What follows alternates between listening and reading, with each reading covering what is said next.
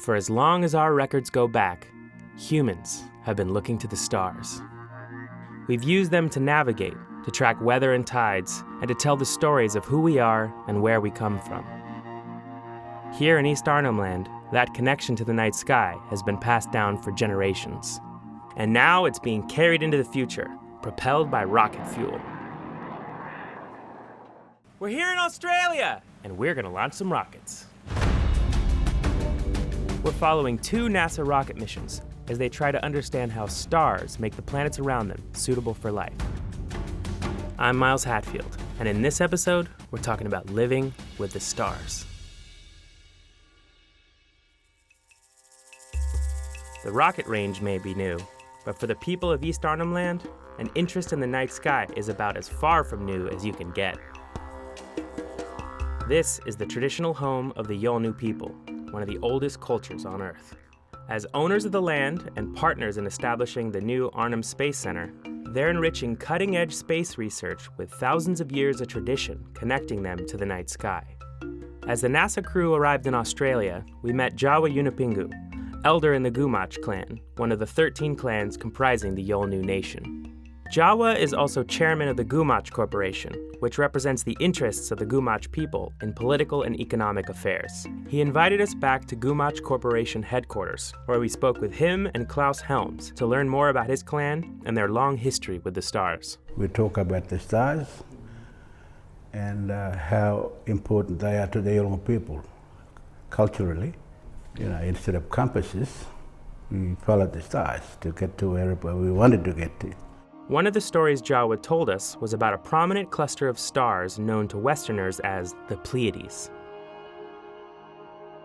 Cultures all over the world have stories about the Pleiades, which are often portrayed as siblings. The Gumatj story tells of 7 sisters who rowed across the sky in a large canoe. The Gumatj refer to them as Julpan, the Yolngu word for canoe. I think this is kind of the Milky Way, where the stars are. Yeah. And the 7 sisters, we sing that in our song lines of the Julpan, them. This is the canoe, the Julpan. According to the story we were told, the 7 sisters fish and gather food until they reach their home beyond the horizon, where they cook it. The Yolngu say they can sometimes see the smoke from their fires from beyond the horizon.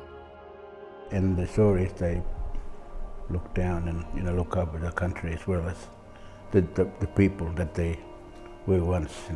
Learning these stories was a critical part of Jawa's upbringing and a tradition he hopes to uphold for the next generation. Whether it's from a painting like this, or it's stories that were handed down from generation, because that's how it happened back in the days.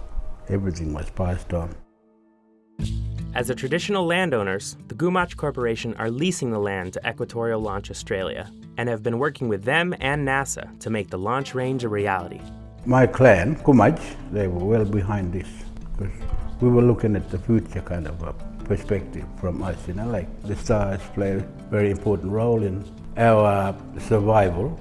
The Gumatj board selected Klaus Helms to join them in 2011, and for the past few years, he's been deeply involved in the project. We had many meetings with NASA people to see if it was even possible. When Scott first got here, we were walking through the bush with the compass, through all those trees, and he was trying to visualise, could it be done? And we just had to assure him that, yeah, we can do it, we'll do it. And the next time he came, it was all cleared.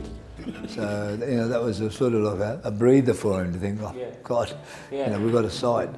In a few short days, that site will be put to its first test as it propels a rocket into the night sky for an even clearer view of the stars.